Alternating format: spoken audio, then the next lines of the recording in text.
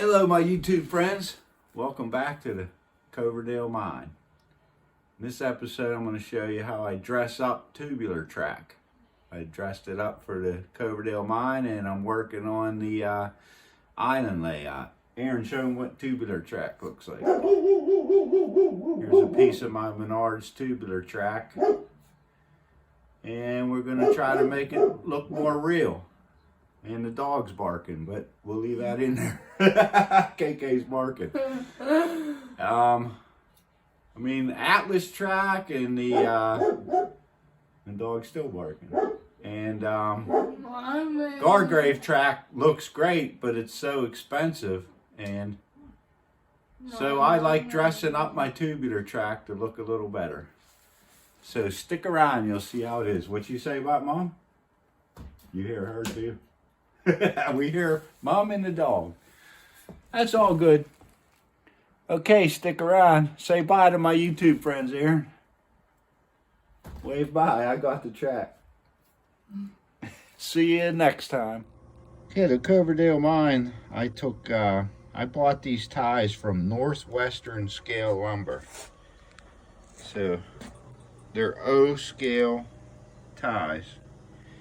Kind of pricey, but I can't remember exactly how much they were. It wasn't too bad.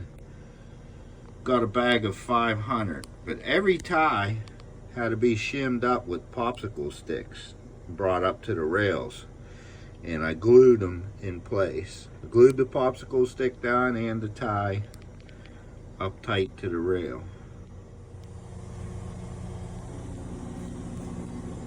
But I think it gave a pretty good look.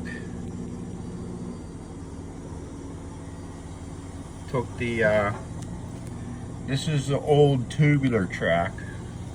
Most of this is old tubular track from Lionel, which I think is 31 radius. It's the old school stuff, and it makes it look a lot better. I always wanted some Atlas or Gargraves track, but when I seen the price, I'm like, I'd rather buy trains than, fix up the tubular track. So I got some Menards tubular track for this upper loop, and I wasn't sure what I was gonna do about dressing this up, and then I was watching Tiny Towns show T4. If you guys haven't watched his show, you should watch his show, 9-level layout. Pretty cool. He gave me an idea. He made ties out of insulation board, quarter-inch insulation board. So you can watch his video about how he made them. I did it a little different, but he gave me the idea. Okay, here's how I made my ties. The first thing I did is I have this 1-inch insulation board that I use for hillsides and mountains I've been modeling with. So this is 1 inch thick. So I cut it to the width of the track, the width of these ties. And then I got these just little couple nuts. And you'll see what they're going to be for in a minute. Okay, next I'm going to use these nuts and just a little piece of wood for a shim each side. And my hot wire cutter. Got this on Amazon, bought it on Amazon. It's a nice little tool for cutting this insulation board. So, fire that up.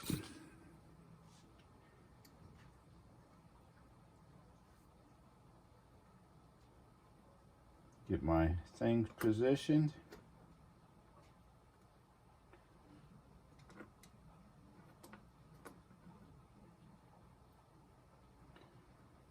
Okay, and then go nice and slow. You don't want to break your wire. Just slice this down. And I got this measurement. It's going to make the perfect thickness to fit under the rail. I'll loosen the screws to my rail, pry the track up a little bit, get these under it. When I crank the screws back down, it compresses the styrofoam just enough it holds them in place. No need to glue everyone like I did on the Coverdale mine.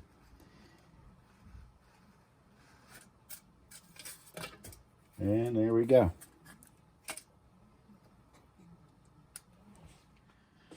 Okay, now that I got the slab cut at the thickness, I just use this for a template. Put it on there, start cutting down ties.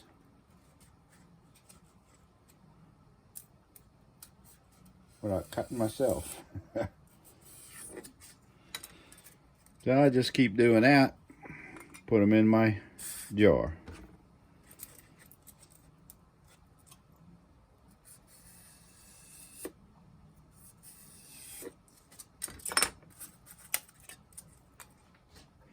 Just like that. Then after I get a little bowl full, cut, just paint them black. I only paint the top.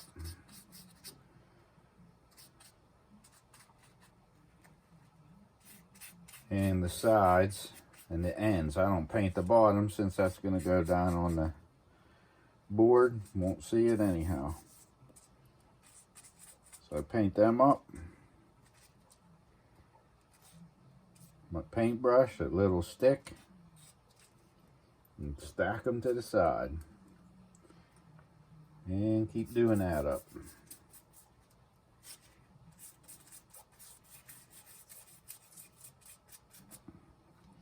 It'd probably be best to use flat black. I have this black. It dries. It looks shiny and black now, but it dries a little flatter. And then I do one more step to painting them. So that's all there is to it. Okay, I got them all painted up. Let them dry. Maybe put a little fan on them. And we'll just let them sit there and dry a while. Okay, once they dried, I like to take a little gray paint here. Just kind of dry brush some gray on there.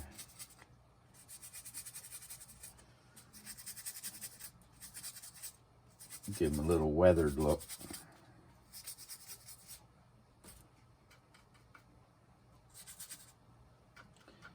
Just like that.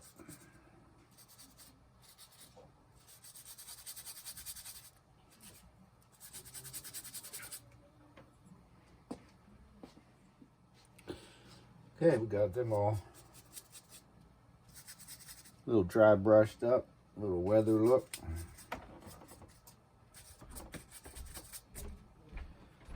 Put the fan back on them and dry this up.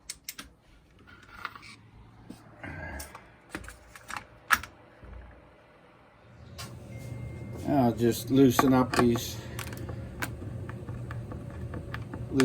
screws here.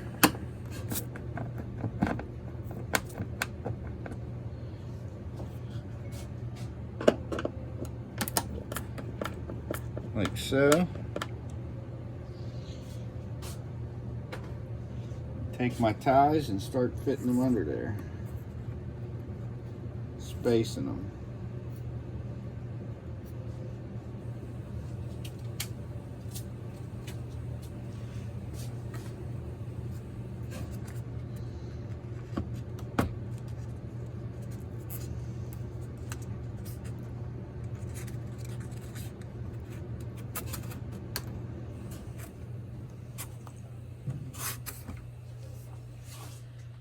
Yep, I'll just get them under there, pry up the rail a little bit, get our spacing.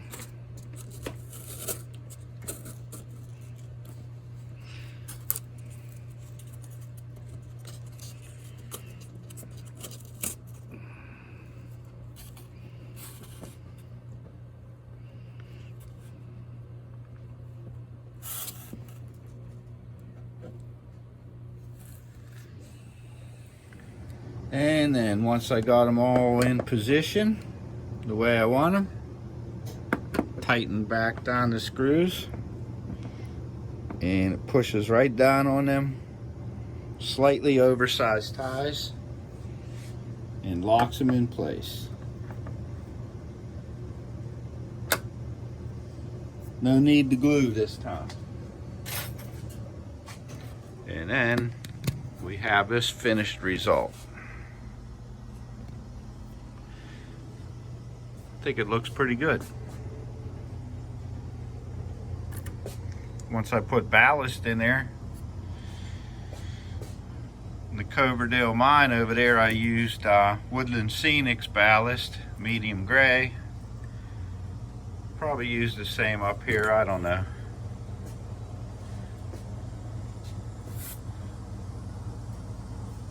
Got it going all the way around this loop. It'll probably continue it out across the bridge. Here's a cool little tidbit. I took popsicle sticks on the outside of my curves to elevate the track. The real railroad does that to help the wear of the wheels and the rails going around the bend. And I just think it looks cool, so I elevated all my curves just with the thickness of a popsicle stick on the outer rail on the outside of the curves.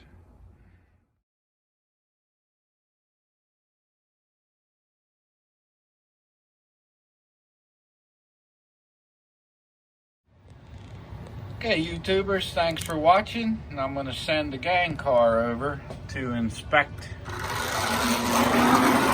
the work.